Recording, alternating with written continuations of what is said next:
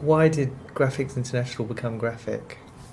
At that point we were owned by Archant, and the publisher at the time was quite keen on taking a few risks.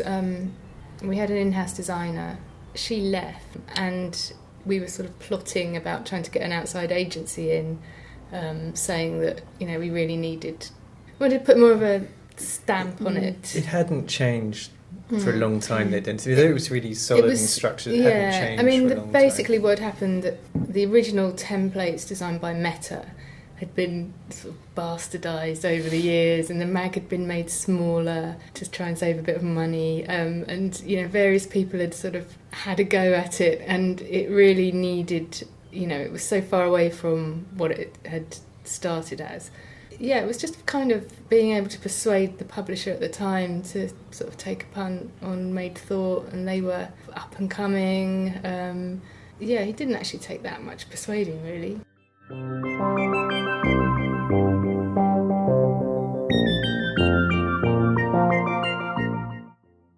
I think the whole thing probably took about 5 months to... So was that sort of development while you were still doing Graphics International?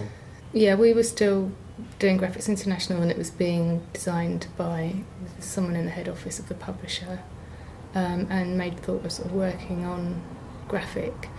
In terms of our input into the design process, we were quite hands-off, really, weren't we?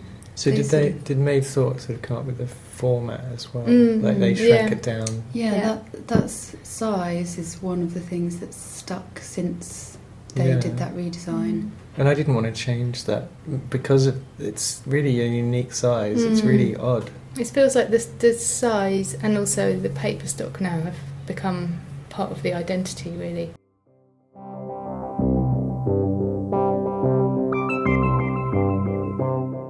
It was dropped once and for all when C did their redesign, but the original idea that Made Thought implemented, they sort of stuck to it during their tenure as the designers, and then it mutated. Is that because the designers wanted to keep it? Like it was sort of really tied in with the logo, wasn't it? It was kind of...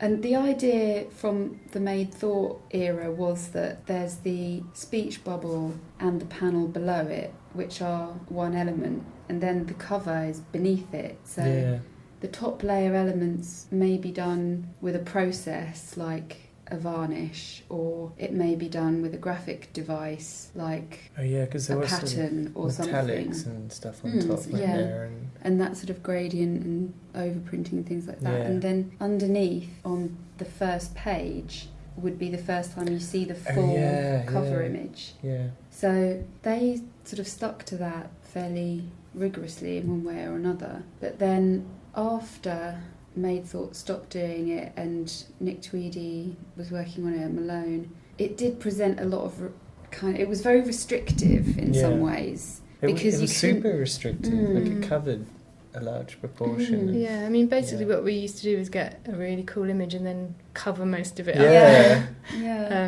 And so I think that's what drove it in a way, was to trying to just get a bit more interest on the cover. Because that was the main difference when it moved from Made Thought to Malone Design, wasn't it? That they took that big panel off the bottom and suddenly there was room for images to sort of come up.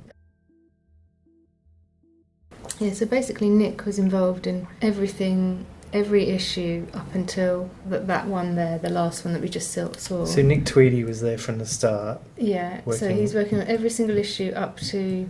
So issue 144. The only one he didn't work on was the Tybor Kalman one.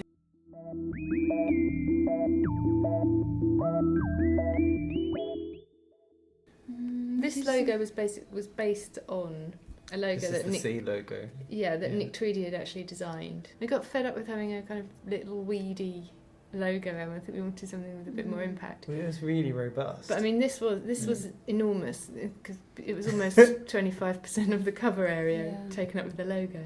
I mean, was it a surprise when you saw these covers come back from C? Like, did you expect it to be so bold? We really liked the kind of the fact that it was all about words and process, and we were sort of taking the image equation out of it.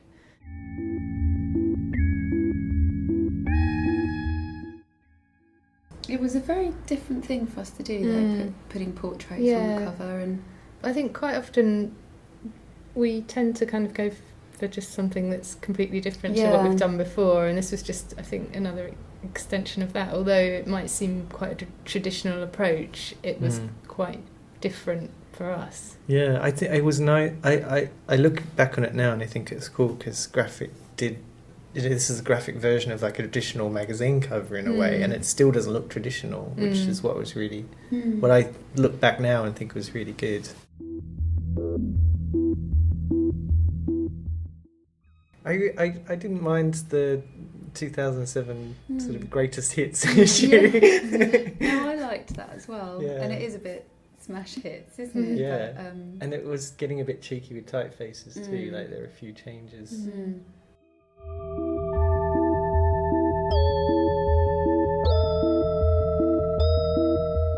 I think these are my favourite Matilda covers, like the first ones, because they're so playful, particularly with like on the illustration one where the masthead's actually illustrated as well. Like I really like this book one. Yeah, the book one's really cool. I love the yellow and black alphabet one as well. Yeah, there's actually quite a few, like and the stitching one. And, like these covers feel like standalone pieces.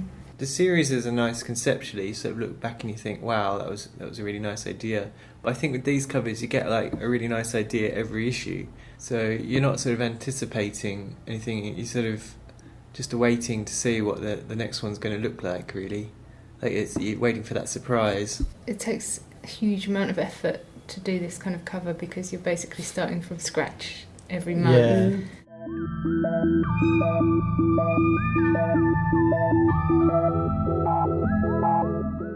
That was really interesting because all through the magazine were those lines. Yeah.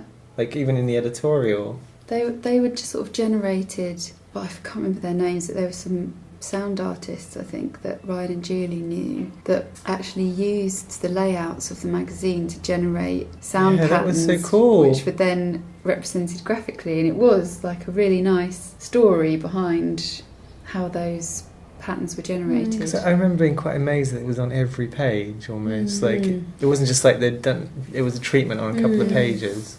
It was really nice on some spreads. They did this thing where basically the graphic elements would sort of bump into the images, so you'd get these sort of little clusters of lines around the corners of the images, and it's quite sort of subtle, really.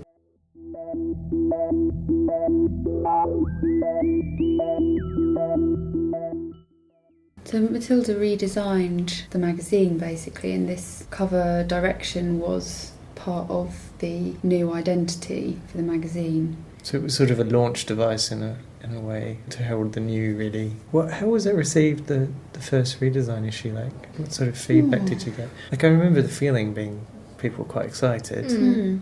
I think it was less intense a reaction than the other two redesigns. Certainly less than the Maid Thought, and probably less than the Sea as well, but I'm not sure why. Maybe because Matilda had been working on it for a good sort of 8-9, was it that many? Quite a few issues anyway.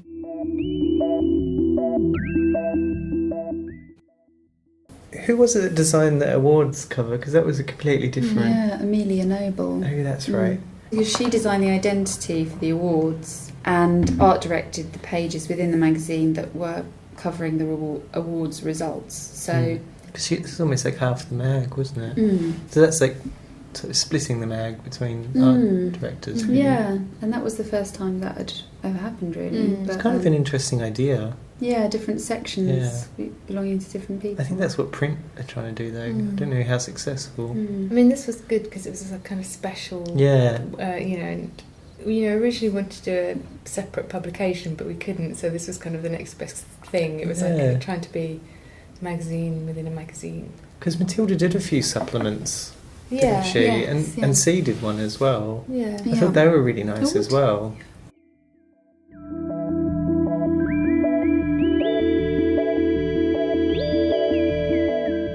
Issue number 187 is the unpublished issue of Grafik magazine.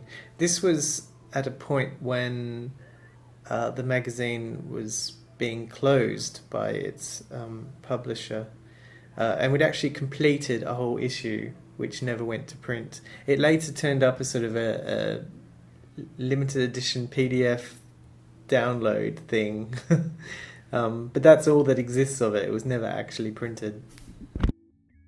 Yeah, the response so far seems to be good. Yeah, no, it has been very, very good. I was prepared for a torrent of abuse because we normally do get a torrent of abuse.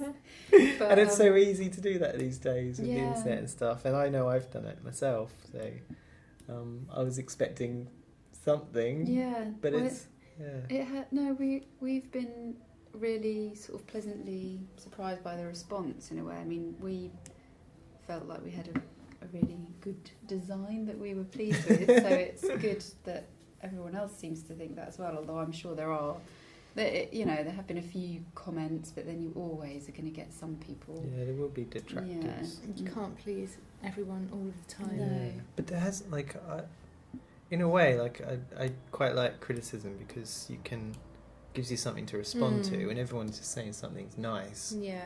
How do you evolve something if you've got nothing to react to?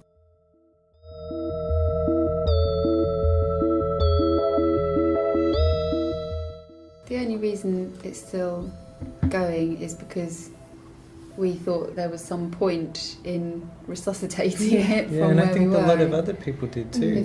It took a lot of effort to resuscitate it as well. It wasn't an easy task. So we really believed that it was worth resuscitating.